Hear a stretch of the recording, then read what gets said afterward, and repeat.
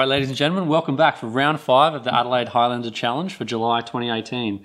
I'm Drew Carter and I'm here in the booth with Sarven McLinton. Hello, everyone. Back from holidays? Yes. Very right. very much so. And just in time to commentate the final of the Highlander tournament, which features himself on the right versus Beckett Wolfe on the left. So each undefeated at this point. And it was great to have Sarven in just for game 1, just to offer his thoughts, and then we'll get Beckett back in the booth for game 2 and game 3 if that's needed. Sweet. Yeah, so who's going to win this matchup? Well, this is going to be a Clash of the Titans, right? So we've got, both of us have player profiles on the screen. Maybe Beckett first because he's not here, so let's be nice. Yeah. So Beckett's there up on the screen, obviously powering out a slew of wins. He's got the trifecta as well. And Beckett, although his body is composed mostly of French bread, likes to rock up with a variety of different decks. And we had a discussion about what he's playing, and we're going to get to see that in a second. I'm on the screen now, and yeah, that's me. So yeah, I don't know. Beckett always does well. He's particularly done well with Grixis, but I know he really wants this trophy because he thinks you've got too many, and he wants to catch up, so he is keen. And we definitely had that discussion. speaking of you having too many, here's your player profile, and you've even got the classic on there as well. So looking to add another one to your profile. Always.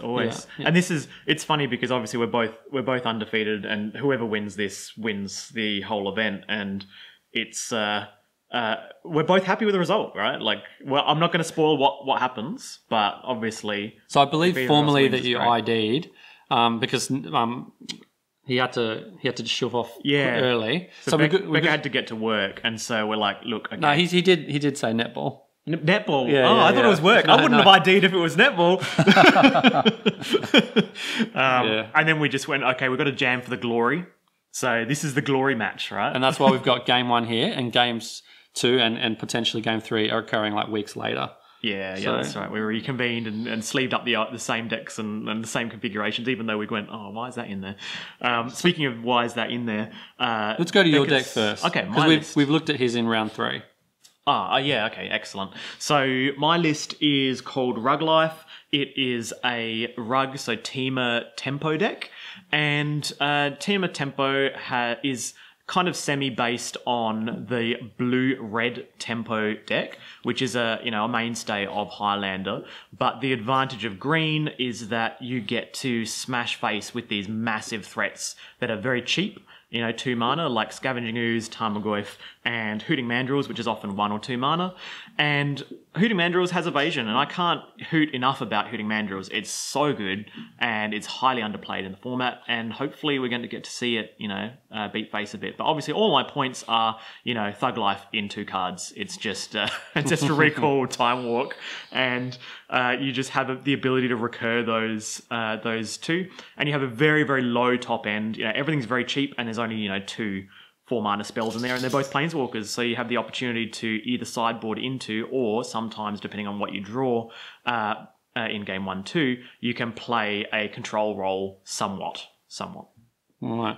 And I'll ask you in a sec. We'll just look at Beckett's deck now, and then I'll ask you what role you're kind of looking to play here. Beckett's definitely in mid-range. He's looking to get a turn 1 dork and then curve into like a powerful 3-drop on turn 2, hopefully.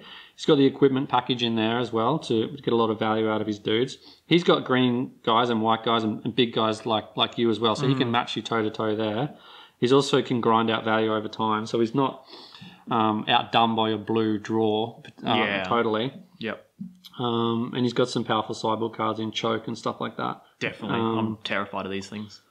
Right. So how do you think you're placed? How do you approach this matchup? Well, how about we go down to the match, and I can tell you all about how I'm unfavoured, because I'm very, very, very much the dog in game 1, because mid-range is every tempo and often aggro deck's nightmare. Oh, here's a hand, and we'll get to see.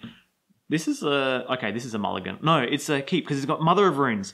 Yeah, Mother of Runes on turn 1. That's the kind of thing I do not want to see because he can just block for days unless I have Hooting Mandrills or something. And he's on the draw, so having the 1 land. Was it 1 land? Yeah, 1 land, but he's got that coming out. And he's on the draw so he can draw extra lands. But it's all about Grim Lavamancer. If I get Grim Lavamancer, I'm just going to... And there's Grim Lavamancer. So I got 2 lands, Grim Lavamancer, Jace Vryn's Prodigy, Dak Fate, and Vendilion Click. So I got all threats. And we were literally having this discussion where I said, you are favoured here. You're like 70-30. And unless I draw Grim Lavamancer, then I believe if you don't have Swords to Plowshares, I'm going to make your game a living hell, really. And you're on the play as well. So, and I'm on the play. Like, this is... I think on the draw, it's not possible because Mother of Runes, if he's deploying Mother of Runes on the play and I'm playing Grim Lavamancer on the draw, all Grim Lavamancer does is tag Mother of Runes, tags it, makes him tap it, and then I remove it, which is essentially not really the greatest card advantage. Spellseeker in there too, so I'm just mono threat. So he ends up drawing Savannah, so he can go straight into the Mother of Runes, which is nice. Always deploy your Savannah turn 1 because obviously, if it doesn't matter what color it is, because you could play Strangleroot Geist, and this is something I've learnt many a time from making the mistake. I don't know if Beckett's running Strangleroot Geist, He is. Because he can live the dream, right? Skull Clamp, Strangleroot Geist. So I ended up drawing what was that? Like a card manipulation spell or something. I'm not sure. We'll find out. So is the Grim Lavamancer so good because it kills the mana dorks or just all manner of dorks? Really good question. in a manner of speaking. Yeah. I agree. It is all of the above. Okay. But yeah, it is... Because it doesn't kill 4/4s and things like that. It teams up to kill 4/4s in this teamer deck. It teams up with the Chain Lightning in my hand, and together you can kill Tasigur, which is really sweet. Okay. But I only have 1 red source of mana, so that's not necessarily going to happen anytime soon. Here comes a Mana Dork and a Steel Shaper's Gift, probably going for Clamp or something because he knows that... Oh, actually, is Clamp even good here? No. You got Grim Lavamancer. Is he just going to go Batterskull, try and just trump you? Oh, there's the Clamp. Yeah. Interesting. He doesn't have another land, so... Oh, no, he hit land, runner lands, because... he started with black-white. Yeah, black-white land in hand. So he's obviously not digging for lands, but maybe he's making it a threat. He's saying, look, I've got Skull Clamp. I can clamp my guy at some point. You should hold up mana. I end up not deploying a threat, but he actually goes, and I'm not even in on the clamp plan. That's what I'm kind of guessing. But I wouldn't get clamp if you're not on the clamp plan. Yeah, I agree. Just get GT, right? Yeah. But no, even then, GT's not... Yeah, Batterskull. I agree. Just Batterskull is probably the only way you're going to get back in the game, right? Just actually deploy Batterskull and say, you probably don't have any main deck answers to this. So I end up getting my... Oh, it's the trip lands. Is that the full set? That's the teamer, the rug lands. I do actually run a single Underground Sea in here because obviously Deathrite Shaman is so good in tempo decks. Okay. I think Beckett was hoping that you didn't have the second card for the graveyard. Ah, that's it. So I went Chain Lightning to face solely to put a card in the graveyard so that I could then exile the Chain Lightning and the land with the Grim Lavamancer, which we later on point out, I think the whole reason I did that was to Or did you... Oh, no, I just Chain Lightning the dude, attack that's right. with the little guy, and then cast your JVP. Yeah, you're right. So this way I have the ability to activate Grim Lavamancer or the ability to flip my Jace Vryn's Prodigy if I want to spam out some cards next turn. So this is, a very difficult decision. You shock, you got your lands, but you got to deploy a threat that has more than 2 toughness. Otherwise, it just doesn't work. And I don't envy Beckett's position here because it's literally the nightmare. This is what we were saying where, I almost... I made a joke at the beginning of our match. I said, do you want to just go to game 2? Because I'm not favoured here. And as you can see, my hand is full of 3 drops, and they would be really generally pretty bad. And you've even got the JVP to keep the Grim if you want to, although you might. Yeah. So this is an interesting question, which do you sacrifice? And I'm almost certain here that I sacrifice Jace Vryn's Prodigy because Grim Lavamancer is so good. And as you can see, there it goes. Because imagine if you sack Grim Lavamancer here and you can't actually attack the Lily. So... And he's got Skull Clamp in hand, so you want to stop that getting out of hand. And Grim does that. Grim's doing exactly what I want it to do, right? So get in there, get rid of the Liliana. So all that's done is get rid of JVP, which is decent. It stops the Chain Lightning coming back. And yeah, I think that play was necessary because what it's doing is allowing him to just keep curving out. If he draws a 4-drop and then a 5-drop and 4th land and 5th land, then he's able to get past the Grim Lava Mancer. Maybe a Siege. Oh, so what's that 4/4? It's a 4/5 guy. The Siege Rhino? Yeah, Siege Rhino. That'd Siege be good, Rhino would be really, really tough for me to deal with because I've used the Chain Lightning. And there's a lot of discussion about, burn spells. And I've got Misdirection. That was what I have drawn. And he uses the one thing I can't misdirect. So I was thinking, Abrupt Decay or something was going to come down. And he ends up voting with Council's Judgment, voting Grim Lava Mancer off the island, and I end up being unable to misdirect it to, say, just Spellseeker or something and keep the Grim Lava Mancer around. Not that I would have made that play, but it's just not possible with will of the Council. Yeah, I don't think Beckett's feeling good at this point, having to spend 3 mana to get rid of a Grim Lava Mancer. Oh, it's terrible, right? And he knowing kind you've of spent got 6 because he was trying to get rid of it with the Lily. And so here we go. Now I'm just pulling ahead. Spellseeker found Ancestral Recall. The following turn I cast Ancestral Recall. It did expose me to getting Thought Seized, but remember that my hand is full of 3-drops. If I get Thought Seized and I lose my A-Call, I just deploy a 3-drop the following turn. Like, I'm not happy about having my A-Call Thought Seized, but then it holds my opponent off using all their mana optimally. And now I'm firmly in the driver's seat. I don't even deploy Dak Faden because I have Counterspell up. And this is the juiciest target to counterspell, right? Strangleroot Geist. I mean, if you don't counter Strangleroot Geist, what are you going to do? You're just going to take damage every turn, or it's going to block and kill like 2 of my creatures. If I don't have the green creatures, the 2 power trades with everything, right? Unless you have the Incendiary Flow or something. That's it. And that's that discussion we were having just before. We were saying, burn spells in tempo and aggro decks, and I'm very, very high on Incendiary Flow. Higher than, like, a lot of the time people say, like, why are you playing this? Like, this card is not good. It's just worse than Incinerate or something. And you're like, actually, it's not. It does exactly what you want it to do. Kill Strangleroot Geist, Voice of Resurgence, Kitchen Finks, all these things you have a lot of trouble with. And Dak Faden comes down after the Skull Clamp. Not even worried about the Skull Clamp.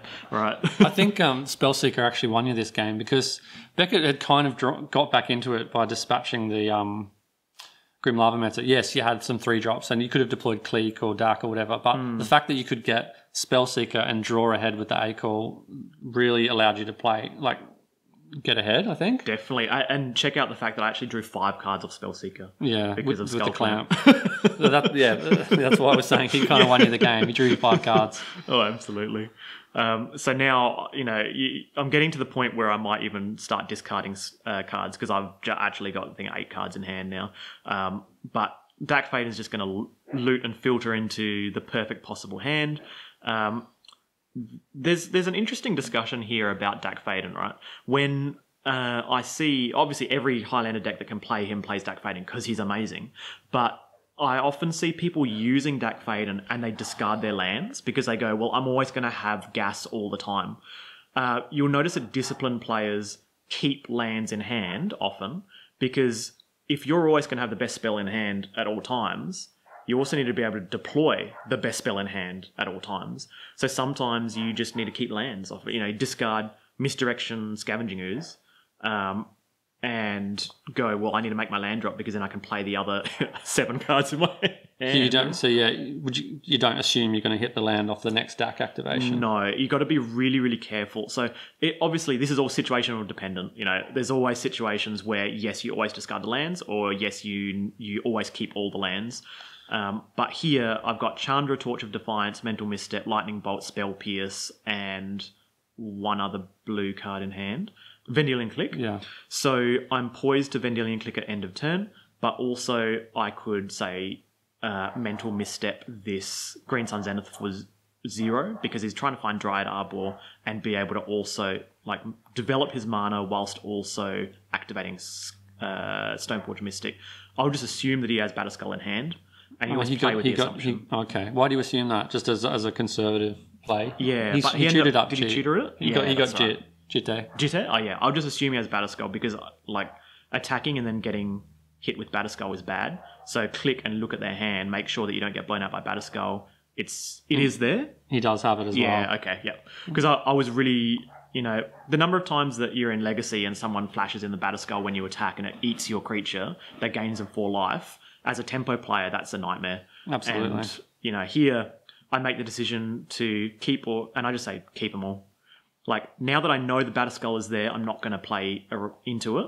But also note that he doesn't have a land. The last thing I want to do is if your opponent Green Sun Zeniths for Dried Arbor, you just go, okay, well, you obviously need lands to deploy your 3, 4, and 5 drops. So I'll just say, leave you with that hand, and you have the clunkiest hand in history. Don't help them find the mana. Yeah, exactly. So, like, a lot of the time people tuck when they really don't need to. Like, just leave it, and then just play around exactly what they have in hand, aside from their draw step. So here is the point at which you discard lands. Now that I've got 5 land, I can deploy everything in my hand, including Chandra Torch of Defiance. And there's merit here to actually 6 land because technically Deathrite is out there. But what I was going to say as well was with Chandra Torch of Defiance, this deck has Time Walk and Ancestral Recall, and you very rarely ever plus Chandra exiling a card if you only have 1 available mana, because you can often exile that Time Walk, and that can be really, really painful for you. Okay, interesting. But here is a forcing a play. I use her to add double red. With the first red, I Lightning Bolt Stoneforge so that he activates it and puts Batterskull into play. And this allows me to say, if I need to, use Dak Faden to take the equipment. Even though you can't take the Germ token, you gain control of the piece of equipment. Which gives you the life. If it was to connect, it would. I honestly can't even remember. Whatever it was like, okay, the plan is to equip it to my creature the next turn because Chandra adds mana to your mana pool as well if you ever need it. But here comes Elspeth. So Elspeth allows it to jump a creature, but as you can see, I've had that spell pierce in hand all game, and I'm much happier to just keep that spell pierce there. So this is just a chump block, and chumping is great when you have Skull Clamp. I wouldn't want to chump. I wouldn't be happy chump blocking normally, but you would still chump block because then you can Dak Fade and grab the equipment the following turn. But here we go. We'll just gain control of it now, and I explain you have the token, but I have the equipment. So I'm trying to explain. The token stays around because it's still equipped. That's right. But then I said, I'm just going to equip this straight away, so don't worry. You won't really have to worry about it. Plus adding 2 red mana. And this is because I'm going to spend 5 mana, right? Like, I'm 100% going to spend 5 mana this turn. So let's add the mana. I don't need cards. Cards is not relevant when you had Skull Clamp and A-Call and Clamp twice. Yeah, you've got enough cards. You just want some pressure and life gain and everything else that these creatures and equipment provide. Skull Clamp's looking pretty good here, actually. Would you consider it at one point now in this deck? This is a really, really good question. I'd love to rethink this deck in the realm of Skull Clamp. And that's it. Beckett's scooping up. I've seen the writing on the wall. Yeah, keep going. When you look at A-Call, Time Walk, and you have Regrowth, Snapcaster Mage, Jace Friend's Prodigy, not Snapcaster, Jace Friend's Prodigy, Regrowth in the deck, the 7-point A-Call Time Walk package is really, really good. The thing is, and that's what Spellseeker's in there for, to just break it. And the funniest part is, the deck sounds busted when you've got 7 points and 2 cards, but in reality, that's Spellseeker. This is the fairest possible deck that you can put Spellseeker in. It's just finding like pieces of power. It's not finding Channel or Flash or something like that. Anyway, well done, Sar. You got there with a good start, and so you're moving to sideboard now. What would you think about sideboarding? So basically, I have a default situation where I just bring in all of the things that are. Oh, actually, I think I just show him. That's right, because we know each other's decks. Right? Remembering we're having like a 2-week break. Right. Yeah. That's charitable. Yeah. So I think we had this as an open discussion because I was like, oh look, we're going to jam our next 2 games at another date, but this is what I have for you. And he's like, this is what I'm going to take out, and we just kind of openly chatted about what we're going to do because it's basically a testing session for us. and you could give him some misinformation, do something different on the day. Cheeky, yeah. Be like, actually, don't bring in Blood Moon. And so I think that what I was saying was I ended up lining up he ended up lining up all the cards that are good against me, and we chatted and we were like, originally I said I'm a dog in game 1, so I'm lucky that I've won this one. But game 2 and game 3, I've got a way better matchup. But then we looked at the sideboards, and actually he's got a really good sideboard against me. He's got choke, he's got all these really good things like locks it on smite. 4 toughness is really hard to beat, and also it can't be countered. So that combination is like, it may as well be Thrun, but I'm not sure if he likes choke against you because of if he's on the draw, he thinks it might be too slow. Yeah, I think on the draw it's actually not as great against me because I'm a tempo deck, and when people look at the deck on paper, it's clearly a tempo deck. But when you sit across someone that fetches, Volcanic Island turn 1 or Tropical Island or something, they're like, "Oh, you're a control deck," and so they might play around it thinking you're a control deck. And if they didn't see Delver of Secrets in that particular game, if they just died to Grim Lavamancer and then Spellseeker Time Walk or something, they might just assume you're a control deck. Yeah.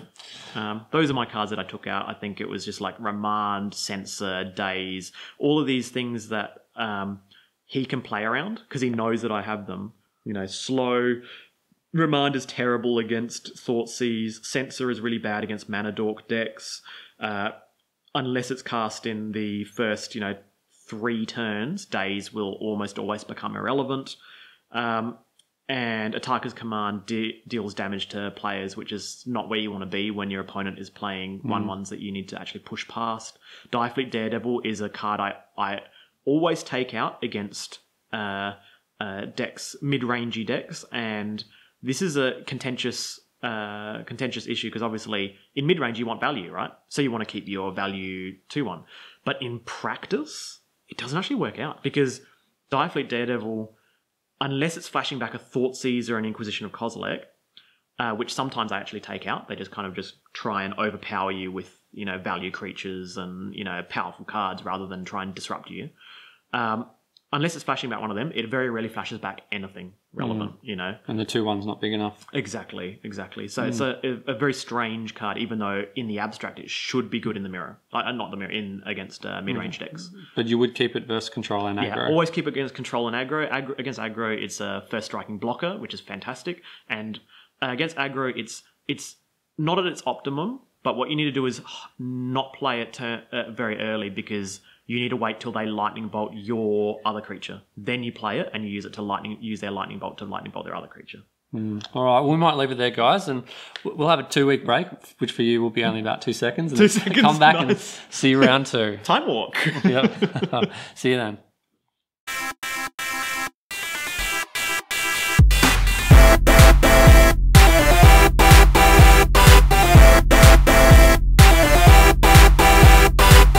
Welcome back, everyone. Here we are a few weeks later to look at games 2 and potentially game 3 of the final of the Adelaide Eternal Highlander Challenge for July 2018.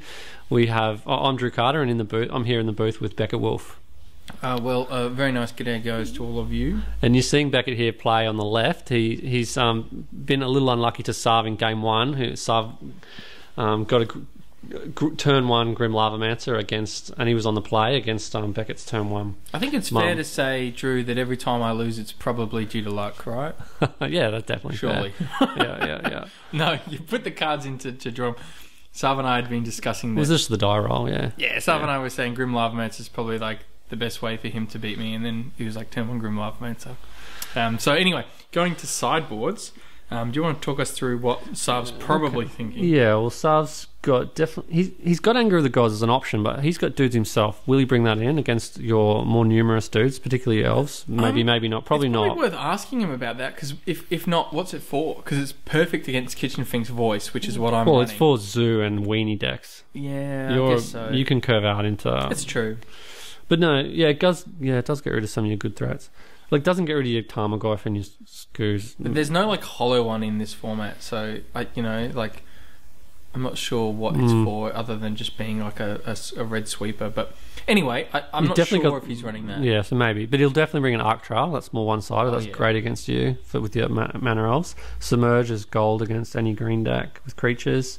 And probably bring in Trigon Predator and Destructive Revelry because some of your equipment can be very powerful. Yeah, I agree. I think those two are good. You don't want to bring in something like a Null Rod necessarily, but Destructive Revelry gets a bit of damage in, as does Trigon, so I think that's where he wants to be at. Blood Moon's another option. Yeah, that's a strong one as well, if you can time it right. Do you have any enchantments that are worth worrying about? Choke. Oh, yeah, post-sideboard I've got Choke and Carpenter Flowers, but I don't think I would bring Choke in against Sarv. I'm not sure. I think we'll find out. Jeez, I would. We'll have a view, but the thing I don't like about Choke against Sarv is he's running tempo. He doesn't have necessarily that many islands. He can win without islands. Like, he can play Daze and Force and Gush and replay the islands. Yeah, that's fair with the Gush. And, like, a lot of his threats aren't blue, so he can just play his threats off his other colours and then, like, win through a Choke, and Choke might be too slow. Maybe on the play Choke's good, and on the draw it's really bad. I think it's definitely bad on the draw. Okay. Should we go down to the games? My sideboard, I don't quite remember what I started in. Probably want something like Obstinate Baloth. I think I do want Carpenter Flowers, because I want to be getting ahead on mana. There we go. Cambal, Feed the Clan, Zealous, and Orzhov Pontiff, and Thalia. And Loxodon Smiter. Loxodon Smiter I'm definitely taking out. I think it's bad. There you go. Taking out some of the high-end stuff. Voice of Resurgence, because he's not playing control, and I assume he's got Magma Spray and stuff like that. And a bit of Hand Hate, because it's an awful top deck. He doesn't have Magma Spray, but he's got Incendiary Flow. Yeah, I assume he's like... Well, I mean, with the Anger of the Gods discussion, I assume he's bringing something. The thing about Voice is it's bad. There you go. The Anger of the Gods is coming in, along with Arc Trail, Trigon. So we were right with the others. Okay, and Blood Moon. Okay, yeah. I think we were spot on. Yeah. I think we were exactly spot on. Yeah, we were. Bang. Yeah. He's taking out some of the... Or is it Charm? It's just versatile rather than powerful. Do you take out Daze? I think he took out Daze if he's on the draw because he thinks he's just too far behind. Yeah, I agree with that. It's good thinking. So, Loxodon Smiter I definitely want to take out of my sideboard, but it's good versus Sarv exactly, because I think the 4/4 body is very relevant for blocking and swinging, and I think the he does run counters, so like it's literally only good against Sarv, and I think no one else. But anyway, I've got it there, and Cambal's another really good one. I've really liked having Cambal on the sideboard. He was there for combo decks, like Storm basically, because I struggle against Storm, but I found myself bringing him against Control and against aggro as well. So then I'm like, well, he's good against like everything except mid-range, maybe? Basically. Yeah. He's good against everything, because the aggro decks run enough instant sorceries that if he only triggers once versus an aggro deck, it's worth it. Like, because he's still a body that blocks or it's like eats a spot game removal. For life effectively. Yeah, so I've really liked Cambal. We should say as well, this is being played in a different venue at a different time. Like, you knew that. Because you have to run off early at the first tournament. I had netball, which is very important. Just stay healthy. Did you win the netball game? Probably, knowing me. Yeah, nice. And if I didn't, it was probably because we got unlucky, I reckon. So you're on the play here. What are you hoping to see? I'm going to see turn 1 Dork. Yeah. What do you think my cat wants me to see?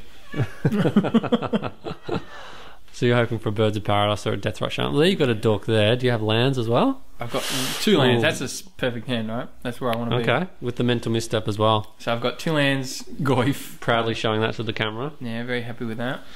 What's Sarv drawn here? He's got a Mountain, Trigon Predator, Ponder. It's a keep, Goblin Guide. And Taxian Pro. Yeah, that's a good hand. That's good, Price of Progress. That's a fast hand. Price of Progress is pretty scary for me. It's like a way. It's one of his ways he can beat me after I completely close the game up. Kind of a comeback, card.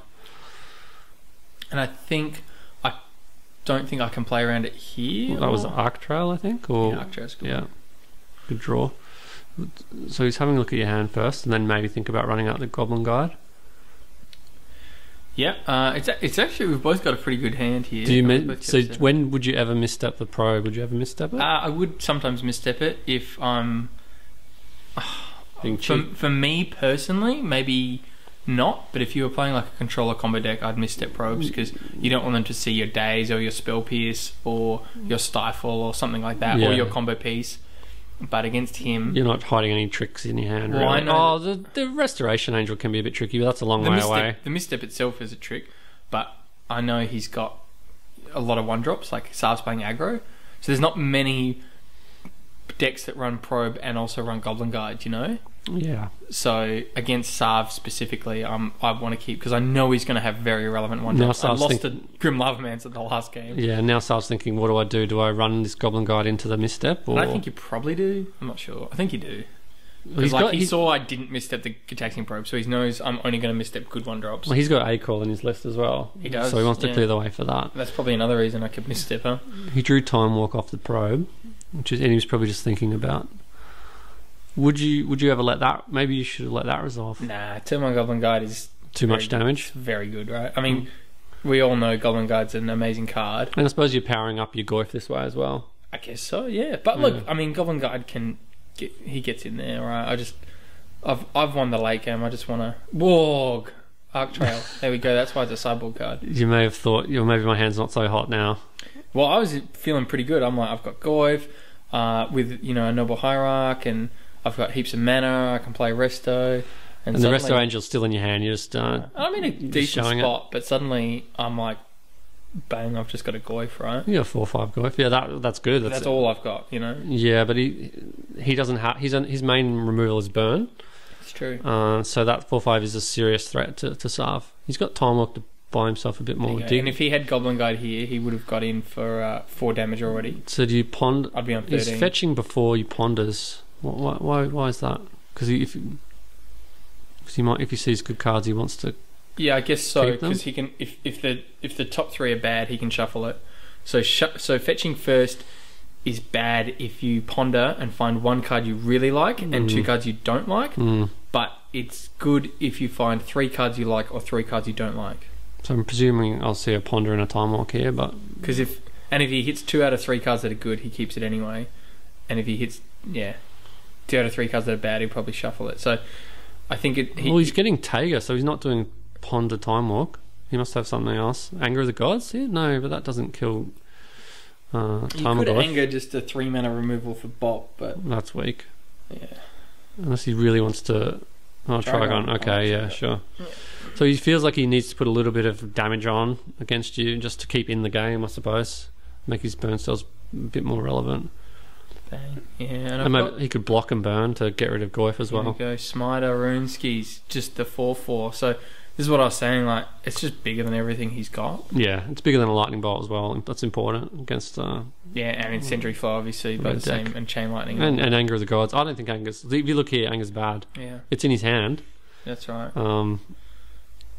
So you didn't need Anger and Zendry. And Arc Trail. I think Sav would probably start it out on the play. What? Yeah, and getting that Taker was brutal as well. Acorn Misdirection's pretty good here. Yeah, and he knows Misstep's gone. He's got the land. But if he had a blue source here instead he's got Island in hand. Yeah, he must have... He can't Time Walk here, that's... and keep... Although keep in mind, Sub didn't know I was going to drop Loxodon and Smiter. I think he's got Island in his hand as well. He might have been hoping I play like Kitchen Finks there instead of Smiter, and then he angers, and it's probably worth it. Although, that's... I mean, look, this is what Goif's good. This is exactly why Goif's good, because he's just big, right? He's bigger than all that, and he produces a big enough threat that suddenly their aggro deck needs to start being conservative and being on the defense. Yeah, you definitely want to start beating down now after the A call. I mean, if he had resolved his Goblin Guide, he would have actually got in for quite a bit of damage, but I think Goif still races. So when you think about that a Goif is still going to be able to race a turn 1 Goblin Guide, if you're playing the aggro deck, you're just like, well, what am I supposed to do? I'm playing basically one of the most aggressive creatures in Magic. So Sarv's definitely going to have to chump. He's on 8. He's facing down 2 4-power dudes. Is he thinking maybe to draw the game with a Price of Progress?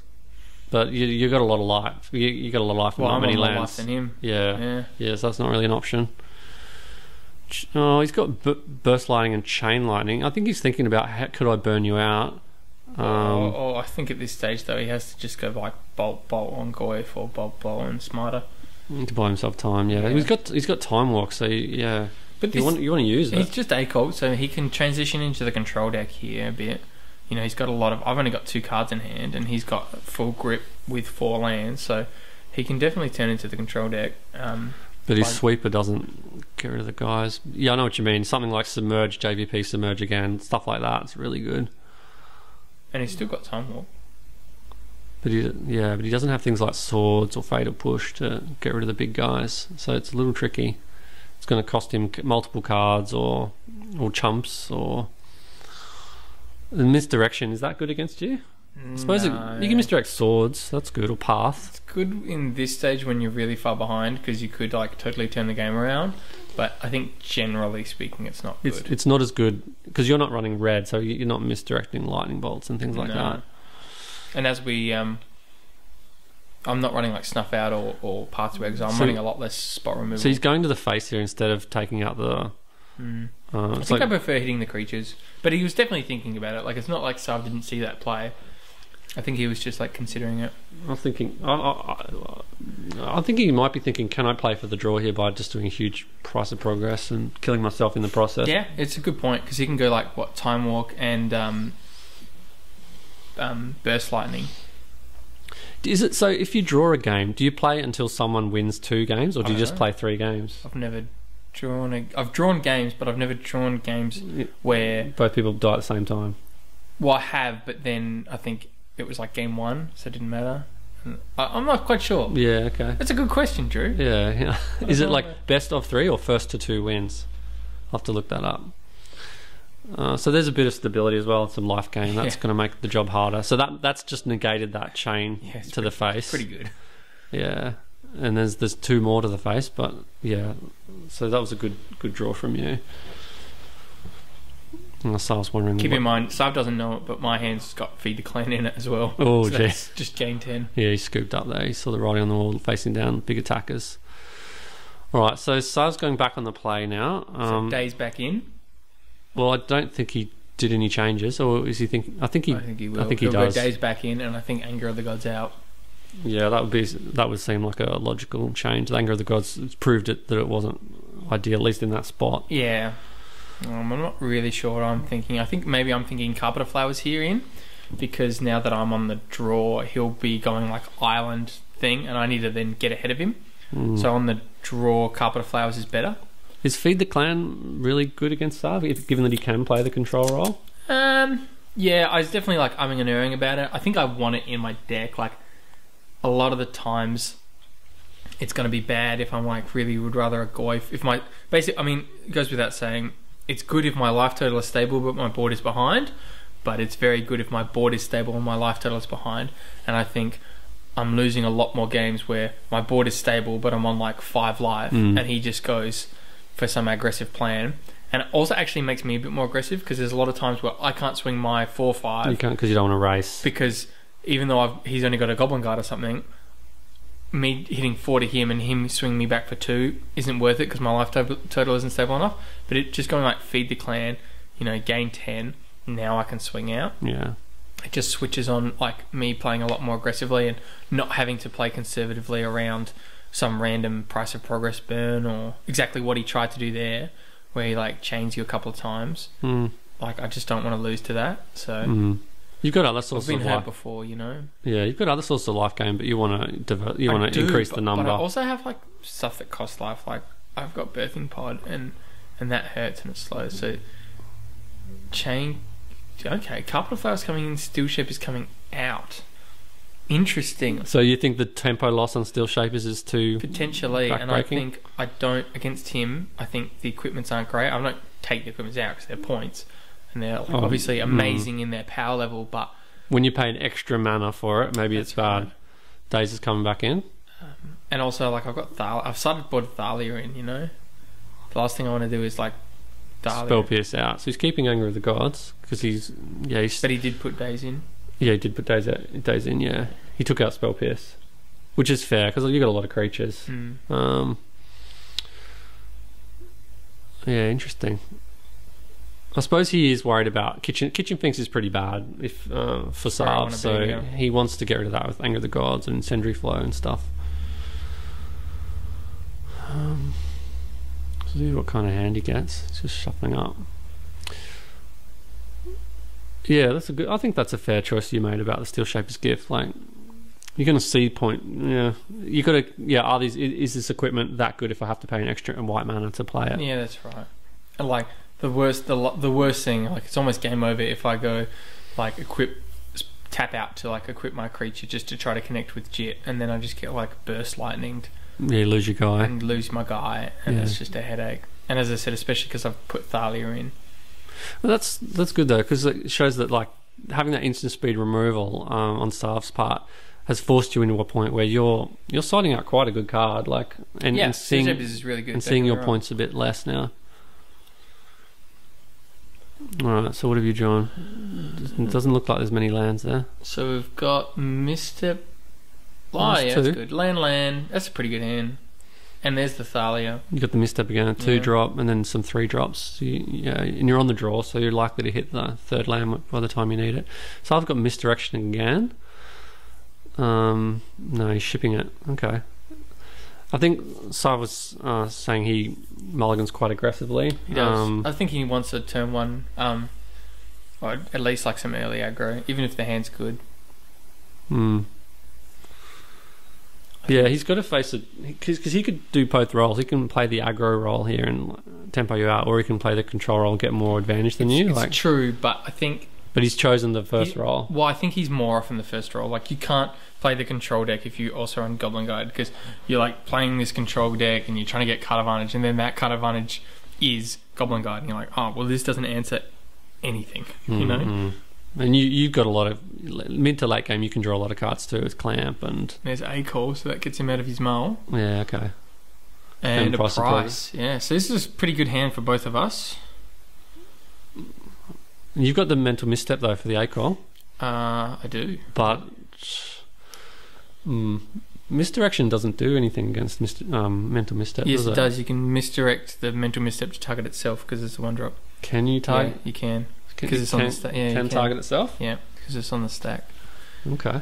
You couldn't cast Misstep from your hand targeting itself because it's not on the stack when you cast it, but you can misdirect it targeting itself because it's on the stack when the misdirection is cast. Does that make sense? Yeah, yeah. So yeah, you can do it. Oh, Deathright's another fantastic card as well for Sarv. So if I cast a good spell and you cast counterspell and I cast Misdirection, I typically misdirect the counterspell to the misdirection, but you're saying you can direct the counterspell to itself. I mean, it's the same thing because then I don't know about that. You can. Okay, all right. Yeah, take your word for it. Because I've seen it with Mana Drain. Because like there's different thing. Like if you do that, then if you do it wrong, then they might still get the Mana Drain mana because they'll get 5 mana from countering your misdirection. Okay. Does that make sense? Yes. Yeah. So there's been a misstep war. And he's won it, and he's got the A-core. So he's played Shaman. I've obviously misstepped that. Why wouldn't you? Yeah. And he's misstepped back. So this is a pretty bad spot. Sarv's got basically I needed 3 missteps. Sarv's had A-core, misstep, Deathrite, and he's got Price of Progress. He's got some huge cards. Yeah, and now suddenly I was thinking. I mean, obviously Multi 6 isn't the end of the world at all, but Brainstorm as well for more card quality. Yeah, I'm not doing great anymore. And I've got no dork myself. Poor guy's only played a land and as well. He feels out of it already. I do. I feel pretty far behind. Yeah. But my hand was good. Like, you know, I had a 2 mana threat that's very good versus him and a misstep, so yeah. So I was getting in there. Well, you can just... I mean, Deathrite is such a powerful card, like, in Highlander, and it's banning in Legacy shows that. I don't think it'll ever get pointed, but it's almost worth a point. Tennessee Valley is really good here. Yeah. He runs a lot of instants and sorceries despite being an aggro deck, and the creature's very relevant against a lot of... And the first strike's good too. Yeah. It's tough for him to swing into it. But he does have Submerge there, so that's going to hurt. But he needs to pay a mana for it. He's got the mana available. Another thing I've been doing more lately is doing Submerge at the end of the draw step, so that they don't draw the card that you've targeted. Yes, although sometimes you do want... I think in this case, Sarv wants to be mana efficient because he's got to pay 1 for this. Yeah. But I think sometimes you do want them to draw it so they don't it's draw an expensive a land card or something like that. And like, you're happy for them to tap out. You know you can win if they tap out. Before like a Birds of Paradise or something, I might do it on the end of the draw step. And that feels very aggressive to me, going, gosh, I think he doesn't have a 3rd land, so he's getting up in mana by doing this, but... He puts himself behind in land drops for the following turn, so it makes this turn really, really good, and it makes the next turn bad. But you can see why he resolves a Planeswalker. I thought he was going to... He's got Brainstorm as well, so he can put the lands away. Yeah, so he's going all in. Well, he knows what a headache that is for you when you have no creatures on the battlefield. Yeah, definitely. So just look at the huge tempo plays. That's right. That Sarv's had, and then he's allowed that to culminate in a Planeswalker. But yeah, I mean, as I said, like it doesn't. He makes this turn good and the next turn bad, but it doesn't matter because he's resolved a Chandra. But that's a pretty good one. Yeah, you get rid of it. So he's put a lot of investment in that Chandra, and he's just lost it. Yeah. So you're back in it. I'm back, baby. Because look, he's only got two.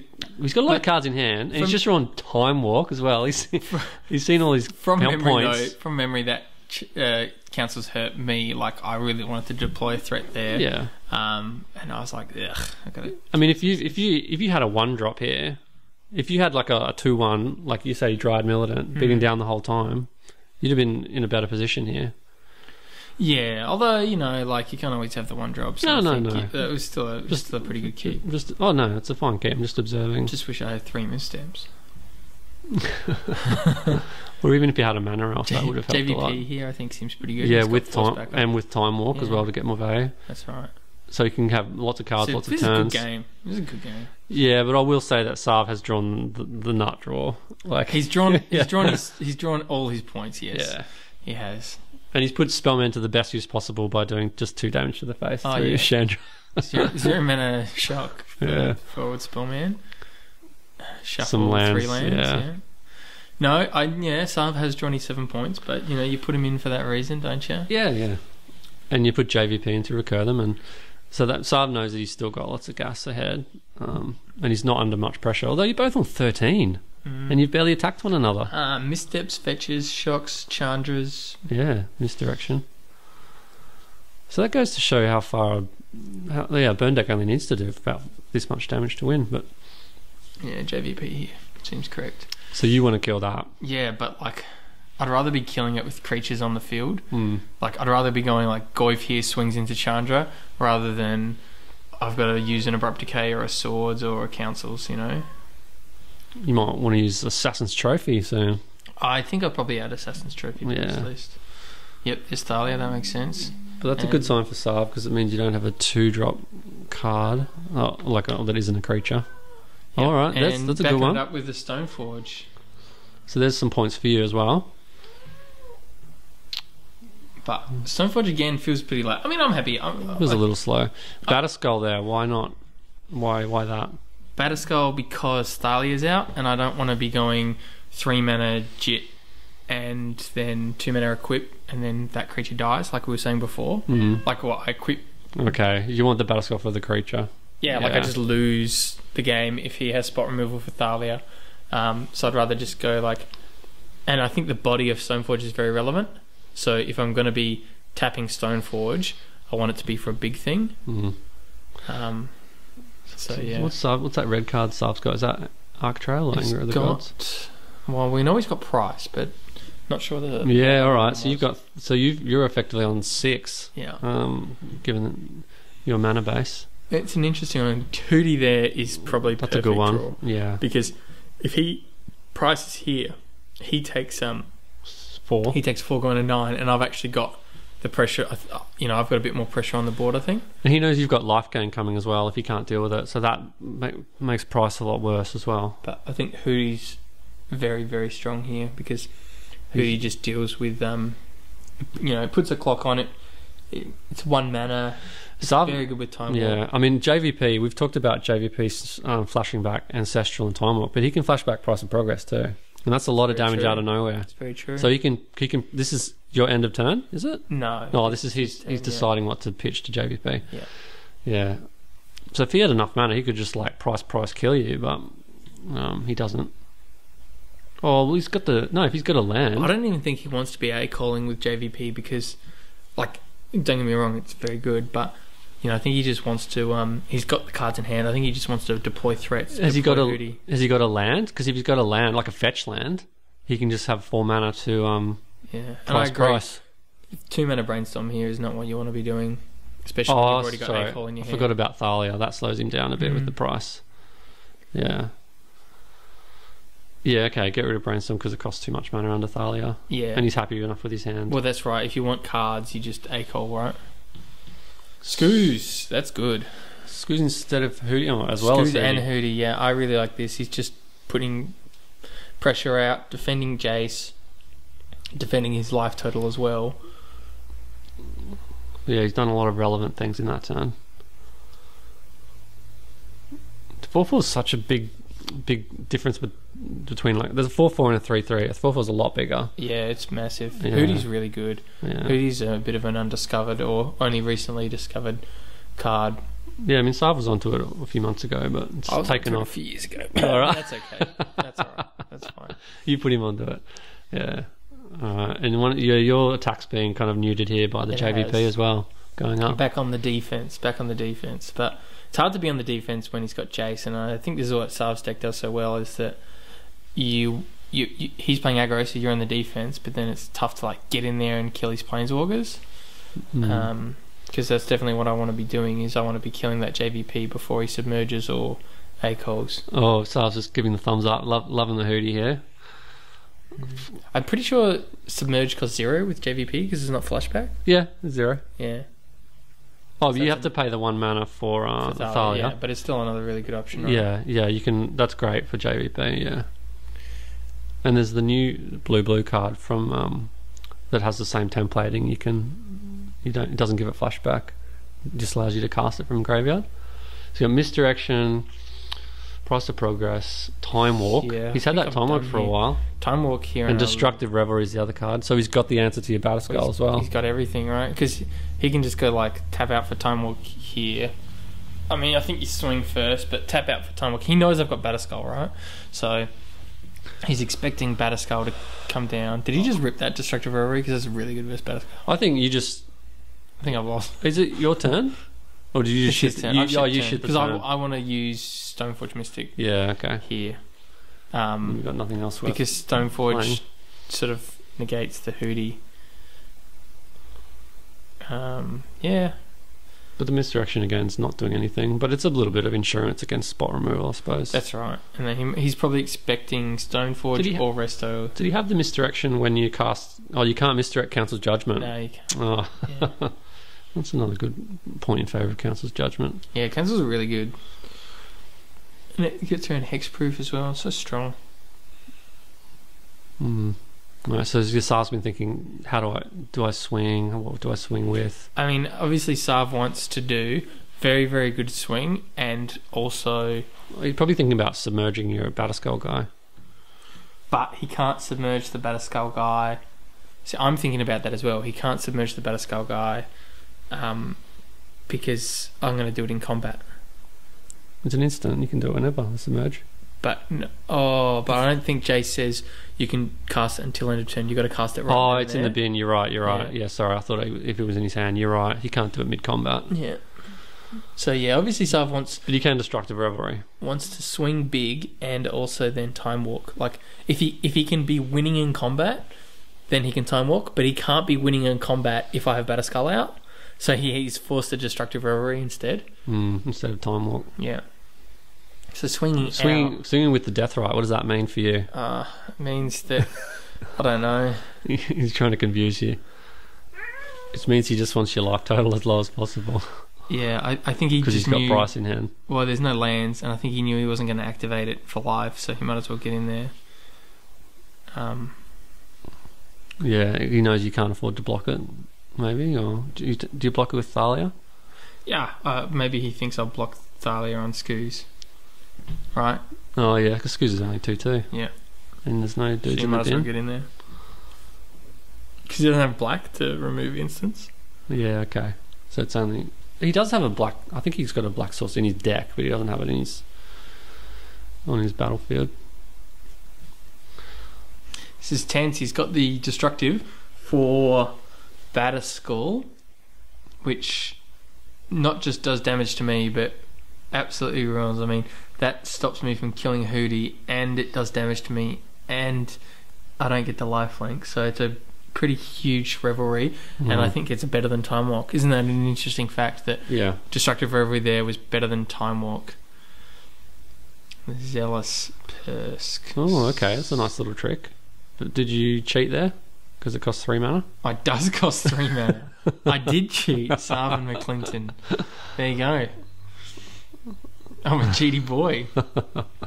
So obviously that makes my Stoneforge a 2/3. But more importantly, it gives me a good block on Hootie. There you go. That's how you win, guys, in the future. You know what I must have been thinking is that I was expecting spot removal, so I was expecting him to spot remove my Thalia, and then when Thalia gets spot removed, then I can Zealous. But anyway, Sarf hasn't picked it up either. No, and just for the sake of the recording, that was not intentional. That's just an oversight on Beckett's part. You don't know that.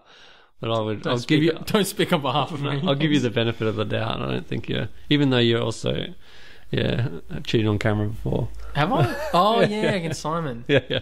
I have. Whoops.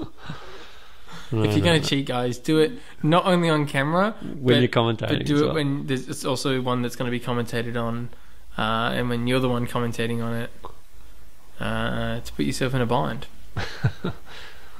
Okay, so let's say it's your turn. What do you think? You're thinking, I'm on 9, he's on 13. You've got an opening here to attack, but JVP's... Yeah, I mean, he's going to... There's no point attacking JVP, he doesn't achieve anything. No, I know. Yeah. And is your Thalia on 0-1 anyway? Oh, no, he's not. He must have... Was your Thalia shrunken from JVP anyway? No, because he did it on... Oh, good question. You've forgotten that as well? I don't know. Oh, I'm not sure. He definitely upticked... He's upticked it twice. He upticked Thalia. I don't know, maybe... This is getting late in the evening. Maybe he did it on Stoneforge, I'm not sure. Yeah. It's a good question. That's the best Zealous Persecution of all time. That's the best one, yeah. The one here you go. I think you're paying your extra mana here. Taking your medicine here. The 1 mana Zealous. No, you just got your 3 mana dude. 4/4's good. And like now you got the board, like in terms of size. I think is my hand Resto. You must have been thinking you're still in it here. You are in it. I don't know Sub's hand is Price of Progress Time Walk. Yeah. So if his hand's not Price, but you know he's at least getting an A call. Yeah. If he wants it. Okay, so I could have gone. Birthing Pod, but then that cost me 4 life, and I 4 mana. 4 life as well. You couldn't have activated that turn. Yeah. So 4 life. Yeah, sorry. So 2 life, and I tap out. So it's pretty bad. And then it does. And then what? Like it's not worth it. No, you wouldn't have done anything that turn. And then the 4/4 is just better than the 3/3 first strike. Here. Yeah. It's a bit of an awkward hand, but that's alright. Sarv doesn't have any discard or anything. You just brought him in straight in for the 4/4. Yeah, basically. Yeah, fair enough. Yeah, and because he can't be countered as well. Oh, well, that's nice. Yeah. Yeah. So he gets around like days and stuff. Yeah. Early, like if Sarv ever makes the decision to keep up a counterspell for what I do, and I cast him, I've won. I can see the power of Thalia against anyone, but Sarv in particular here. It has slowed him down. He would have won a lot earlier.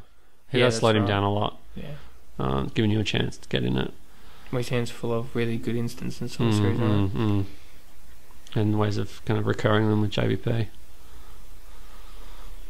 But he's running through his win conditions. Like he's only really got Goy for Price of Progress left. They're his kind of big ones. Yeah, and he's got little one of guys. them in hand, and yeah. Takes me down to 3. So what are we going to see in? Is he waiting? I mean, and that price just gets better the longer the game goes because you've got no counter spells. You've got no way of stopping it, and the more lands you play, the more likely he's going to do lots of damage. So if you can afford to just sandbag that, he's going to get max value out of it to the point where he can just lightning bolt price you dead. But keep in mind, I don't know he's got price. So why didn't he time look there? Because he wants to price end of turn. Yeah, okay. He goes price end of turn and then untap price again. All right, you're thinking of attacking here. Yeah, Thalia's been upticked, so Thalia can't swing. Smiter's got to do something. Could be better to smiter at his face at this stage, even. I think so. But because he's just almost JVP's just run away with it in a way. Yeah, JVP was really strong here. Because you've got to hit it twice to kill it, and that's dragging the game out. So Sarv's plan's probably like conserve his life. If he can price of progress at your end of turn, untap, flashback price of progress with JVP, he wins, and he'll stay on 1 life because he'll only take 6 and then 6 again. And I'm happy to trade. Oh, and he can gain life as well. I don't think Scoos is amazing here, just because it's actually hurts his mana a bit, especially with Thalia out. Yeah, well, you can't price of progress end of turn now because the Thalia's there. Oh, unless you can. No, you can't get mana out of Shaman. No fetches. Yeah, so he just basically his entire turn was activate Scoos. So if you just don't activate Scoos, just chump block and then price progress, untap price progress. I agree. I think maybe just letting Jace get hit there is better. He's scared what's in your hand and what you're going to cast post combat, maybe. Yeah, but maybe if I cast something big like Titania, I'll have to fetch, and if I fetch, he can price. That's his logic. But then Siege Rhino here is really bad for him, right? Because he can't even mana leak. No, he can't he's off mana leak. Yeah. So that was an unnecessary life gain, I think. Yeah, I think he shouldn't have done that because, yes, he plays around 5 drops, but he doesn't play around 4 drops. So you're applying, getting some more pressure on the board for... But it's interesting that I still see... I mean, I think it's just a testament to... You're winning by all by the looks of it. Yeah. He's just got a huge haymaker in his hand. From my position, I feel like I'm doing okay. I was happy to trade Scoos for Loxodon there. You've neutralised his board. He doesn't have much mana, so I'm thinking there's not really much he can do.